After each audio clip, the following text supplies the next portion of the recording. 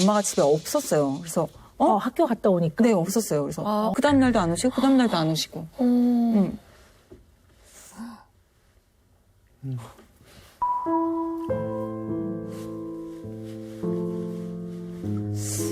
그때 되게 상처를 많이 받았고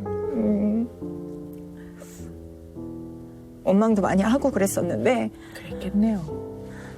엄마는 우리를 덜 사랑했나? 혹은 뭐 진짜 우리가 엄마 인생에 별 도움이 없었나? 그런 생각이 있었어요.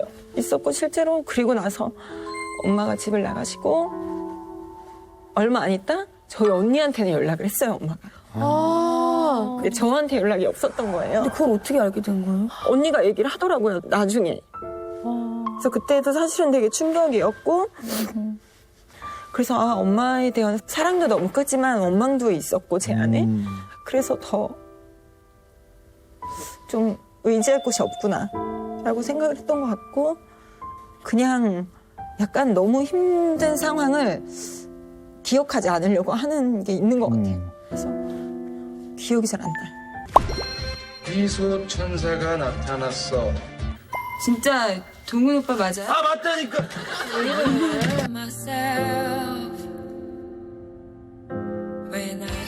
보고 싶었어. 굉장히 많은 역할에 있는 것 같아요. 뭐 엄마의 역할, 아내의 역할, 그리고 최근에 제가 또 커피 사업을 시작해서 뭐 그런 사업에 대한 이제 그리고 또 딸의 역할.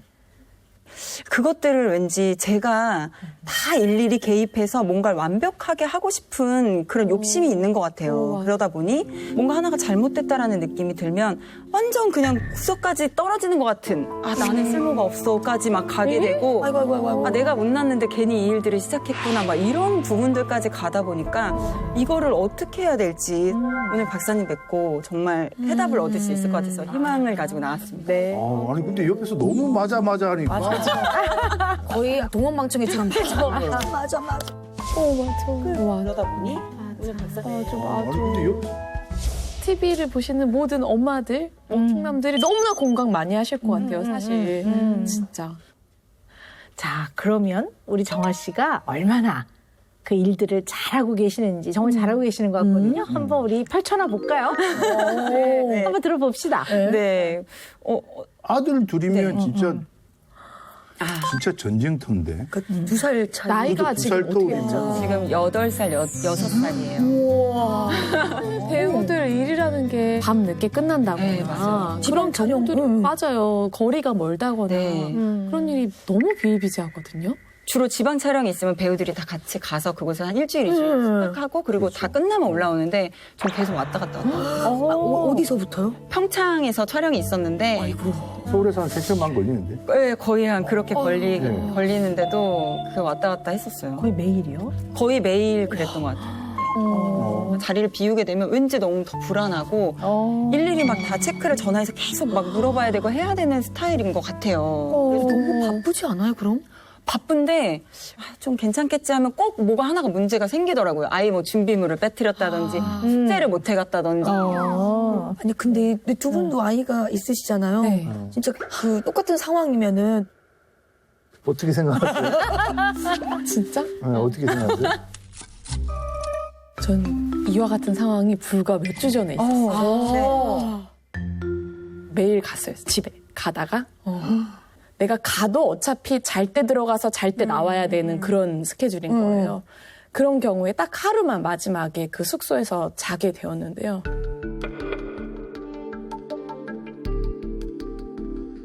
그날 그렇게 좋더라고요. 반전. 아니, 저도 선생님.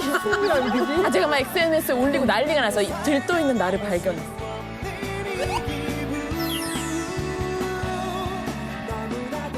저 정화 씨가 되게 대단하다고 느끼는 게 이제 아이가 없던 시절에도 또 어머니 간병을 또 언니가 완전히 하셨대요. 직접? 네. 활동하면서 약간 슬럼프 아닌 슬럼프가 있었고 그게 한 데뷔하고 5년쯤 됐을 때였던 것 같아요. 나도 이제 조금 나의 삶을 찾아봐야겠다. 그런 시기를 가질 때쯤 이제 엄마가 아프시기 시작하셨어요. 그때 저희 엄마가 이제 암이 걸리셔서 항암 치료를 계속 하고 계셨는데 새벽에 검사를 하러 가시면 제가 항상 모시러 가고 가서 검사 끝날 때까지 같이 있다가 같이 모셔다 드리고 그러니까 그거를 계속 했었어요. 근데 그거는 그냥 딸이니까 당연히 할 수 있는 일이라고 생각했고 그리고 거의 마지막에 재발하셔가지고 좀 많이 몸이 안 좋으셨을 때가 있었어요. 근데 그때 제가 작품을 뭘 하나를 하기로 하고 리딩까지 다 마친 상태였는데 지금 당장 뭐 호스피스 병동으로 가든지 어떻게 해야 된다 연락을 받고 정말 죄송한데 고사를 한 적이 있었어요. 작품을 포기한 적이 있었어요. 그래서 리딩까지 다 한 네네. 상태. 제가 이 시간에 엄마랑 옆에 있어주지 않으면 안 될 것 같은 생각이 들었던 것 같아요. 그래서 그때 포기하고 제가 간병을 했죠. 근데 이게 사실 그 옆에서 간병을 한다는 게 쉬운 일 이게 전문 간병인이 아닌 이상은 쉽지가 않잖아요. 맞아요. 근데 그때 거의 이제 혼수 상태 비슷하게 계셨기 때문에 몰래 제가 해드릴 수 있는 건 없었어요. 그냥 옆에 있어주고 뭐 문제 생기면 뭐 가서 말씀드리고 그리고 가끔 이제 목욕하러 가실 때 제가 같이 가서 같이 뭐 이렇게 거동 도와드리고 그 정도였어가지고 뭐 전문적인 지식이 필요는 없었던 것 같아요. 어머니가 편안해 하셨어요? 정화 씨가 이렇게 케어하는 거에? 그러니까 이게 무슨 뜻이냐면 전문 간병인들이 환자를 잘 일으키고 뭐 이런 걸 잘해요. 근데 이제 자식이라도 이게 서투르면 맞아요. 환자는 좀 불편할 불편할 수도 있기 때문에 이제 그런 게 좀 궁금해서 여쭤보는 거거든요. 저 여쭤보질 못했던 것 같아요. 그러니까 그 부분은 여쭤보질 못했고 그냥 당연히 내가 있어야지 라는 생각이 가장 커서 그랬던 것 같아요. 네. 근데 이제 원래 성격이 좀 이렇게 완벽한 걸 추구했던 분이세요? 어릴 때부터? 근데 왠지 연습벌레일 것 같은 느낌이 쫙 나요. 특출난 재능은 없어라고 생각하면서 살았던 것 같아요. 그래서 노력해야 돼. 남들보다 더 배로 나는 노력해야지. 라는 생각이 이상하게 어릴 때부터 있었어요. 구체적으로 좀 들어볼까요? 어떤 노력을 어떻게 하셨는지. 누구한테 한 번도 배워본 적이 없는데 연기란 걸 시작했고 근데 저는 못하고 있다고 생각했는데 이거 너 잘못됐어 라고 혼내는 사람이 없으니까 그럼 나는 제대로 가고 있는 건지 막 그냥 길 잃은 아이처럼 그냥 되게 막막했거든요. 그래서 극단에 들어갔고 거기서 이제 연습을 하는데 네, 거기서 연기를 배우고 싶어서 들어갔는데 남들보다 더 열심히 해야 될 것 같은 느낌이 드는 거예요. 그래서 아침 10시부터 밤 10시까지 연습을 하는데 저는 9시에 가서 선배님들 방석을 다 깔아놓죠, 제가. 다 깔아놓고 선배님 오시면 믹스커피 타서 선배님 막 갖다 드리고 연습이 끝나면 막 2시까지 혼자서 연습하고 가고. 그때 당시 진짜 이쁨 받았을 것 같아. 정말 이뻐하지. 아니죠. 그 연극반 당연 형님들이 불편하지. 불편한가? 근데 되게 좋게 봐주시는 선배님들도 있으셨고 되게 그 영역을 침범한다고 생각하시는 분들도 있었어요. 그럴 수 있어. 왜 설치나? 네. 약간 이런 식으로 오해를 네, 맞아요, 했을 맞아요. 것 같아요. 극 중에 이게 러시아 작품이어서 독주를 마시는 장면이 있었어요. 연습할 때는 그냥 맹물로 이렇게 먹고 뭐 표현하는 그 씬이 있었는데 상대 배우분이 공연 당일날 나는 술을 진짜 먹어야겠다. 리얼하게 주기 위해서 술 좀 같이 마셔보자. 그래서 저는 이제 공연 당일날. 당일날 그렇게 얘기를 하시길래 어머. 거절을 할 수가 없어서 네 알겠습니다 그랬는데 나는 소주는 좀 너무 약해서 못 먹으니까 한 40도 정도 되는 그런 독주로 해보자. 저는 술을 전혀 못 먹었었고 약한 모습이 보이고 싶지 않았던 것 같아서 하자고. 할 수 있어요. 하시죠. 어떻게 보면 테스트일 수도 있겠다. 네네. 아니, 근데 저는 좀 들으면서 당연히 이건 안 되죠. 이건 뭐 음주 공연을 못 합니다. 이렇게 했어야 되는데 네 이런 거는 오기 아닌가? 오기도 있었던 것 같고요. 네네. 그리고 좀 약간 거절을 하지 못하는 부분들도 있었던 것 같아요. 그냥 누군가 이렇게 얘기를 할 때 제 생각은 그건 아닌 것 같아요. 이런 걸 제가 못해요. 되게 똑부러지게 잘할 것 같아요. 의외로 잘 못해요, 제가 그거를. 그래서 그때 그런 거절을 못하는 것도 일부분이 하나 있었어요. 맞아요. 근데 약간 생각을 좀 해봐야 되는 게 약간 이걸 다른 각도로 보면 한계를 안 받아들이는 거라고 볼 수 있거든요. 네. 왜냐하면 그렇네. 인간은 무한하지가 않아요. 인간은 언제나 한계가 있고 유한한데 전기 콘센트를 플러그 딱 꽂으면 탁탁탁탁탁 작동되는 기계처럼 무한 작동될 수 있을 거라고 혹시 생각하시나? 뭐 이런 생각이 좀 네. 들어서 그러네요. 또 그런 생각은 안 해봤네요. 예를 들어 아이의 얼굴을 한 번이라도 더 보려고 운전해가지고 온단 말이에요. 밤에 늦어도. 그러면 사실은 안 오는 게 더 나은 거예요. 그렇죠. 왜냐하면 피곤하고 위험하단 말이에요. 너무 무리해서 오면 건강에도 무리가 가고 아이를 만나도 피곤하기 때문에 맞아요. 그게 별로 도움이 안 된단 말이에요. 맞아요. 그러니까 제가 봤을 때는 막 달리는 마차예요. 막 말 달리자 이러고 달리는 너무너무 에너지도 많고 이 한계를 이거는 내 한계를 좀 넘어가는데요. 내지는 이건 좀 무리지. 이런 게 못 받아들이시네. 근데 쌤, 어. 쌤처럼 이렇게 생각해 본 적이 단 한 번도 없어요. 그죠? 그래요? 저도 없어요. 그냥 거절 잘 못하는 성격이신가 봐요. 그러면 예, 제가 남의 얘기를 좀 거절 잘 못하는 것 같아요. 그냥 요렇게 맞아요. 맞아. 열심히 산다에 또 다른 이면이 있다는 걸 이제 처음 처음 알았어요. 들었어요. 아, 그러세요? 해본 적이 없는. 네. 금쪽 상대여서 참 좋은 거. 아니 진짜 네. 금쪽 상대여서 참 좋은 거. 잠깐만, 이거 진짜 써야겠다. 거절을 못하는 거하고 굉장히 다른 개념이에요. 제가 보니까 그냥 이거는 제가 못하죠. 이거를 못하시는 것 같아요. 그런 것 같아요. 그러니까 네네. 그렇게 되면 이제 자책의 시간이 시작되는 거죠. 자책을 한다. 나는 그거 못하는 사람이구나. 나는 이 정도밖에 안 되는 사람이구나. 시작하지 말았어야 되는 게 아닌가. 남한테 민폐가 되는 건 아닌가. 이런 자책이 시작이 되고 신이 아니라 다 잘할 수는 없는 건데.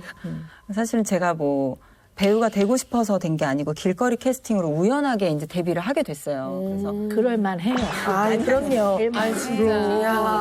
길거리를 아예 안 돌아다녔어야지. 그렇지.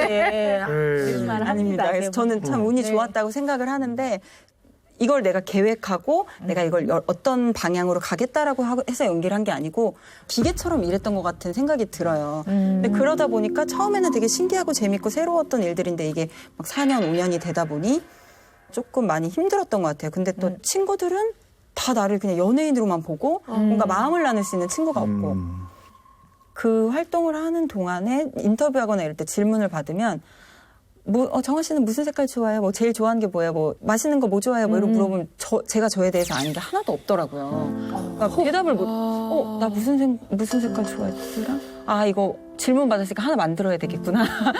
저 무슨 색깔 좋아해요? 이제부터 난 이 색깔 좋아해야지.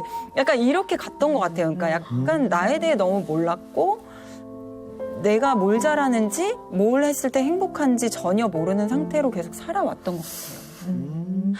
이 활동을 좀 쉬어야겠다. 내가 좀 나만의 시간을 가져야겠다라는 생각을 갖게 된 게 이제 한 5년 정도 뒤였어요. 그러던 찰나에 이제 어머니 아프신 걸 알게 되면서 모든 상황이 다 나를 이렇게 힘들게 만드네. 그래서 그때 사실은 거의 밝은 일기가 하나도 없어요. 나는 오늘 밤에 눈 감으면 내일 눈 안 떴으면 좋겠다.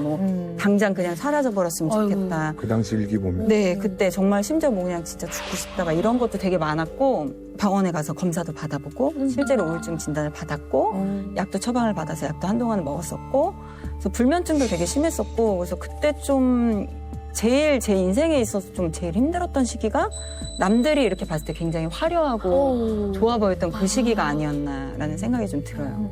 근데 사실은 힘들면 쉬고 싶다이지 네. 힘든데 죽고 싶다라고 생각하지는 않거든요. 그러니까 이게 쉬고 싶다에서 죽고 싶다고 할 때는 뭔가 다른 이유를 찾아야 되는 거예요. 단지 이게 바쁘다는 이유로 설명이 절대 되지 않거든요. 그러네요. 그런. 네. 그 활동하는 5년 동안 정화 씨가 제일 힘들었던 게 뭔지 한번 생각해 보세요. 몸이 힘든 거는 좀 견딜 수 있었던 것 같은데요. 무언가를 내가 해내야 된다는 그 중압감? 부담감이 좀 가장 컸던 것 같아요. 그러니까 고등학교 제가 2학년 때 데뷔를 했는데 사실 대본이 이해됐던 적이 많지가 않았어요. 왜냐하면 간접 경험이기 때문에 모든 것들이 뭐 사랑을 해도 이별을 해도 그게 다 그냥 이랬을 것 같다. 이런 마음이지 않을까라고 표현을 했지 내가 직접 이 감정을 느껴서 내 감정에서 나와서 연기했던 적이 많지 않다고 생각했어요. 그래서 내 연기는 가짜구나라는 생각이 들면서 이거는 난 처음부터 모든 걸 다시 해야 돼. 리셋해야 돼. 라는 마음이 그때 들었던 거죠. 그래서 연극 네. 무대로 가신 건가요? 네. 좀 이해가 되네요. 약간 완벽주의적인 특성을 가진 정화 씨 입장에서는 느는 것 같지 않고 네. 그러니까 본인의 연기에 본인이 그냥 마음에 안 들고 충족이 안 되고 충분치가 않고 성에 안 차고 그랬던 것 같아요. 맞아요. 그 마음이 되게 컸던 것 같아서 내가 나는 자격이 없는데 내가 이 자리에 있는 것 같은 생각이 진짜 많이 들었어요. 사실 저렇게 생각하는 거 진짜 쉽지 않은데. 음. 예, 그럼 보통 연예인들이 계속 나를 써주고 같이 일함에 있어가지고 크게 얘기 안 하면 보통 내가 다 잘하고 있구나. 맞아요. 그렇지. 내가 그 사람들의 니즈를 내가 충족을 시켜주고 있구나라고 생각을 할 텐데 내가 이렇게 발전이 없나? 내가 못하나? 누가 뭐라고 하지도 않는데 그렇게 생각하기는 진짜 쉽지 않았을 텐데요. 궁금한 게요. 모든 대중이 다 정아 씨를 좋아하지 않거든요. 근데 그런 피드백을 받을 때 더 마음이 힘드세요? 아니면 네. 대본이 정말 내가 충분히 숙지가 안 돼. 이게 어떤 거지? 이럴 때 더 괴로우세요? 저는 후자인 것 같아요. 그러니까 아. 데뷔하고 초반에는 사실 그게 이해가 안 갔거든요. 난 잘못한 게 없는데 왜 날 욕하지? 한 1년, 2년 지나고 나니까 모든 사람이 나를 사랑해줄 수 없구나라는 거를 깨닫게 되고 그래서 그걸 받아들이는 게 힘들진 않았는데 말씀하신 것처럼 막 작품이 제가 막 완벽하게 해내지 못한 제 모습을 볼 때 진짜 괴로웠어요. 본인한테 되게 엄격한 느낌이 든다. 오, 되게 채찍질하는 스타일이시네요. 근데 그게 당연하다고 생각을 했던 것 같아요. 오. 그럼 이제 이건 예를 든 건데요. 작품 활동을 해요. 연습을 하고 있는데 오늘 너무 피곤해. 근데 아이랑 통화를 했더니 엄마 오늘은 안 와? 그래요. 그럼 어떻게 하세요? 저는 가죠. 그렇죠. 네. 지금 너무 중요한 얘기가 나왔는데요. 표현을 좀 이렇게 해볼게요. 인당수의 아버지를 위해 몸을 던진 요녀 심청이 같은 상황으로 왜 본인을 끌고 갈까? 이거를 정신과적 용어로 보면 세도마조키스틱하다고 하는데 스스로를 좀 힘들게 하고 그거에 막 힘들어 하는 거에 또 행복을 느끼고 약간 그런가? 뭐 이런 생각을 좀 하면서 들었거든요. 그럴 수 있을 것 같아요. 그러다가 행복을 느끼는데 또 너무 힘들면 그게 또 되게 막 화가 나고 우울해지고 막 그럴 때가 있어요. 저도 그러니까.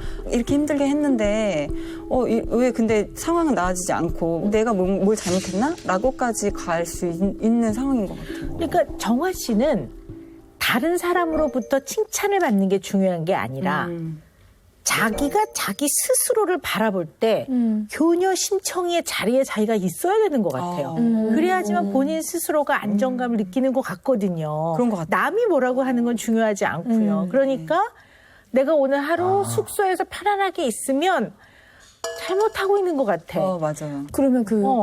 엄마 간병을 언니 스스로 하신 거 그것까지는 이제 딸의 마음으로 이해가 가는데 이해는 제가 가지만 이미 대본 리딩을 마친 상태에서 그 약속을 업기는 쉽지 않거든요. 네, 그러면 그렇지. 그것도 저는 같다고 봐요. 그러니까 그건 약속의 문제가 아니고요.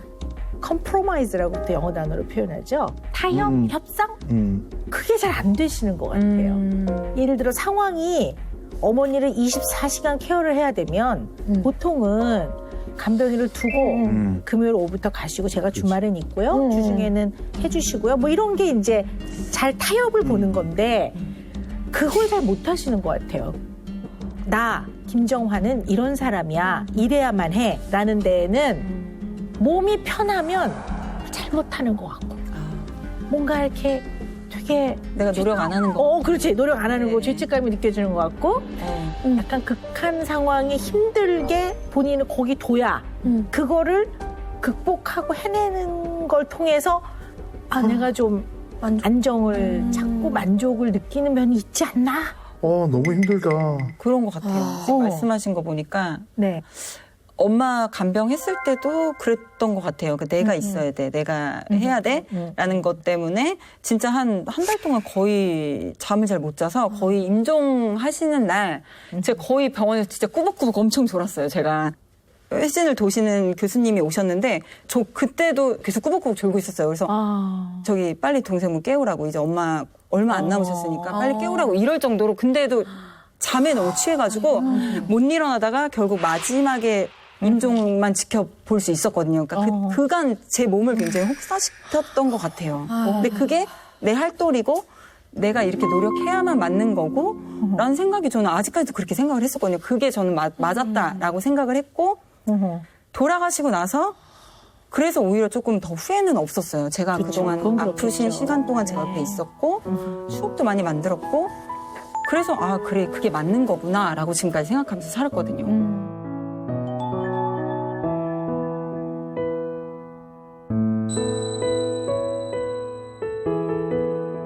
혹시 어렸을 때도 효녀라는 얘기 많이 들었어요?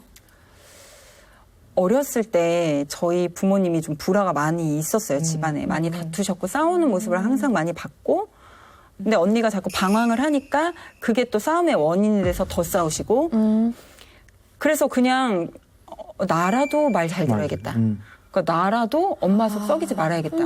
나라도 저 싸움의 원인이 되지 말아야 되겠다는 생각을 되게 많이 했던 것 같아요. 그래서 나라도. 네. 정하는 착하지, 정하는 말 잘 듣지 이런 얘기를 많이 듣기는 했었어요. 어렸을 때. 자꾸 하셨지만 네. 어머님 좀 정아 씨한테 어떤 분이셨는지도 궁금해요. 되게 사랑이 많으신 분이었는데 되게 엄하셨어요. 그러니까 혼을 되게 많이 내셨고 그러니까 친구랑 싸우고 들어오면 친구랑 싸워서 죄송합니다. 그 집 부모님한테 사과하고 오라고 할 정도로 되게 엄했고 제가 조금 크고 나서 부모님 이혼을 하시고 나서 이제 그런 엄마의 아픔들을 보고 나니까 우리를 사랑하는 방식이 달랐던 거구나. 그것도 사랑의 일종이었구나라는 것들을 좀 많이 깨닫게 됐던 것 같아요. 어릴 때는 사랑 표현을 잘 안 하셨었거든요. 근데 좀 크고 나니까 되게 많이 표현을 많이 해주셨었어요. 어떤 표현을 해주시던가요, 어머니가? 사랑해라는 말도 되게 많이 해주셨고 안아주고 손잡고 뭐 팔짱 끼고 다니고 뭐 그런 것들도 되게 잘 했었거든요. 커서는. 그러면 두 분이 이혼하신 다음에는 정아 씨는 누구하고 사셨어요? 저는 아빠랑 같이 있었어요. 같이 있고 한 이혼하시고 한 3, 4년 뒤에 연락이 됐죠. 저희 엄마랑. 꽤 시간이. 네. 그러면 어머니하고 한 3, 4년 연락이 안 될 때 왜 연락이 안 되는지 이유는 알고 계셨어요? 그러니까 처음에는 그냥 엄마가 집에 없었어요. 그래서 학교 갔다 오니까? 네 없었어요. 그래서 어떤 얘기도 없이? 네네네. 내일은 오시겠지? 근데 그 다음 날도 안 오시고 그 다음 날도 안 오시고.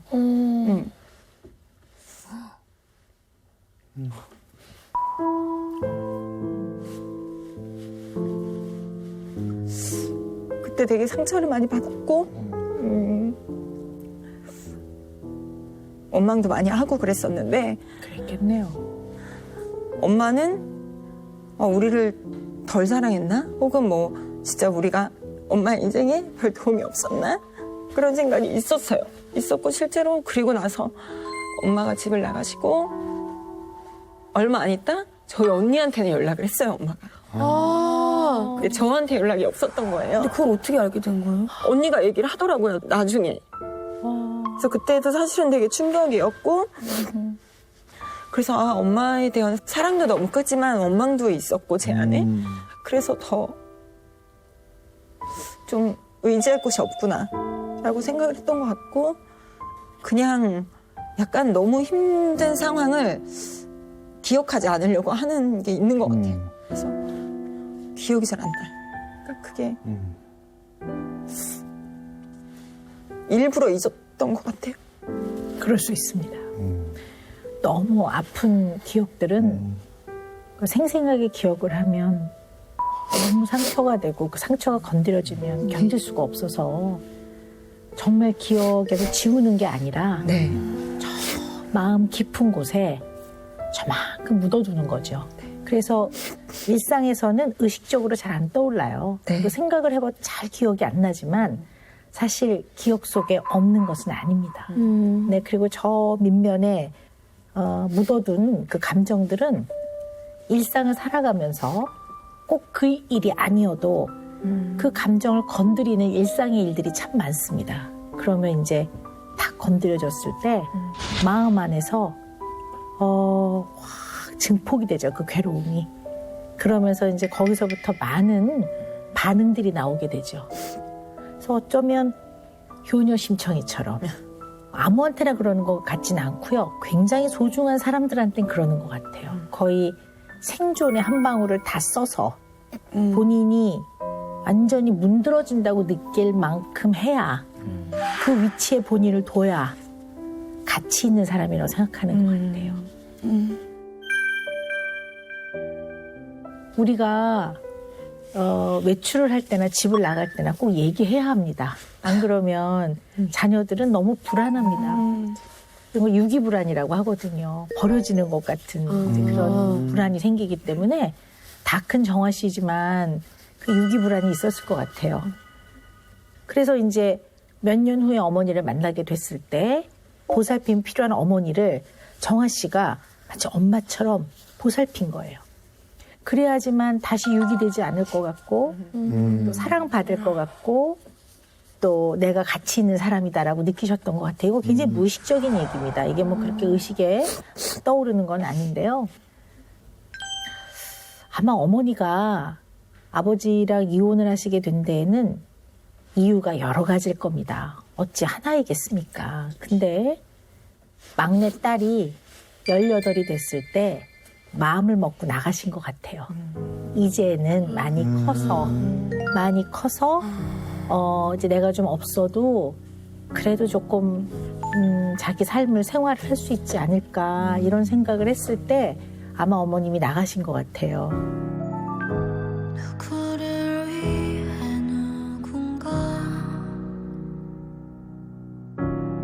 사랑도 너무 크지만 원망도 있었고 제 안에 그런 오해들도 되게 있었고 근데 박사님 얘기를 들으면서 아 엄마가 사실은 막내딸인 나 때문에 조금 더 참았을 수 있겠구나. 그러니까 그 엄마의 자리를 조금 더 지키려고 나 때문에 더 노력했을 수 있겠구나라는 생각이 들면서 아 그럼 엄마도 나를 많이 사랑하셨던 거네?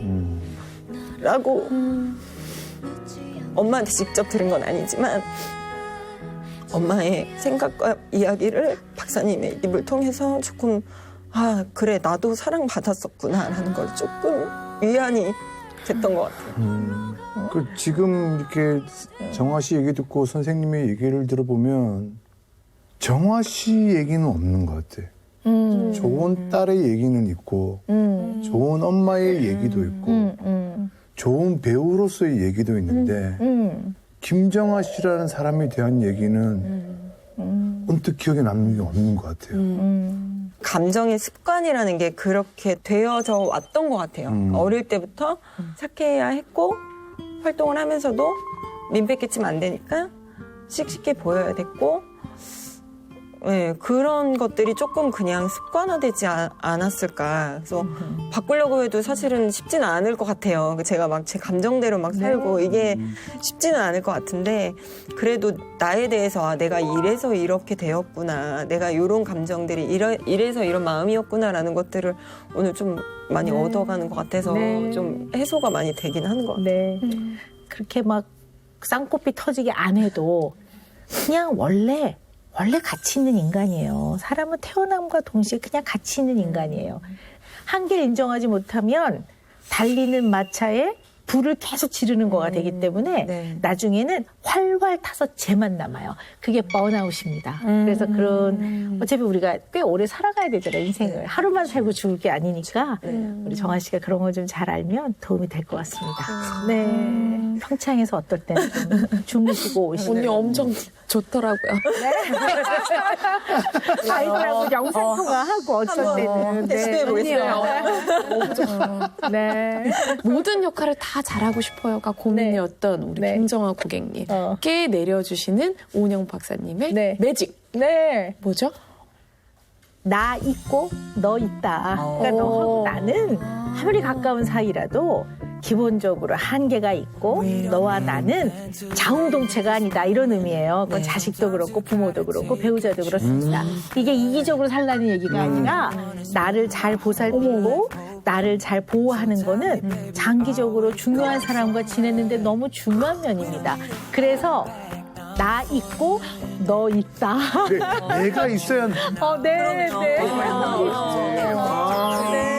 되게 그 흔한 말도 있죠. 엄마가 행복해야 아이가 행복하다라는 말인 것처럼 그래서 아 제가 더 행복하도록 노력해야겠네요. 네. 요거는 그냥 보기만 하세요. 자, 나 있고 너 있다. 네. 영희도 있다. 네, 여기 박사님도 계시고. 일단 내가 먼저 있어야 되는 거예요. 그거 이기적인 거 아닙니다. 네. 오늘 되게 가벼운 마음으로 돌아갈 수 있을 것 같아서 너무 기쁘고 행복한 것 같아요.